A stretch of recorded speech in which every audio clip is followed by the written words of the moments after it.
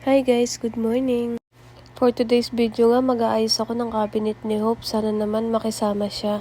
Dahil dun nga lang ako nakakapag-ayos kapag nakatulog na si Hope. Hindi ko rin kasi pwedeng gawin minsanan dahil kapag nagising siya, hindi mo na siyang pwedeng iwanan. Kasi nga marunong na siyang dumapa at hindi na siya mapirme sa isang pwesto. Kaya kailangan bantayan mo din siya. Ayaw din kasi niya yung naiiwan siyang mag-isa o kaya yung wala siyang kasama. Gusto niya lagi siyang may nakikitang tao para nararamdaman niya na hindi siya nag-iisa. At nung naibaba ko nga siya, sabi ko sana tumagal yung tulog niya. Kahit 1 oras lang okay na sa akin yun. Dahil sa 1 oras, sobrang dami ko nang matatapos nun. Kapag umaga kasi, yung tulog niya napakababaw na. Alam na din niya yung araw at yung gabi. Kaya nung naibaba ko siya, nag-umpisa na ako mag-ayos. Sobrang gulo na ng cabinet namin dyan kasi ilang araw na akong hindi nakakapag-ayos gawa ng katatapos lang din ng bakuna niya.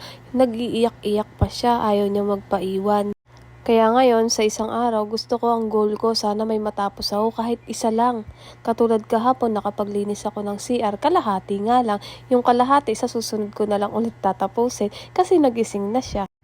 Kaya minsan kahit gustuhin ko man siyang sabayan matulog dahil puyat din naman ako, hindi ko siya magagawa para lang matapos ko yung mga kailangan kong tapusin.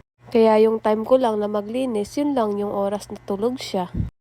Wala pa nga 10 minuto, ayan na siya, nakita ko na nakadilat.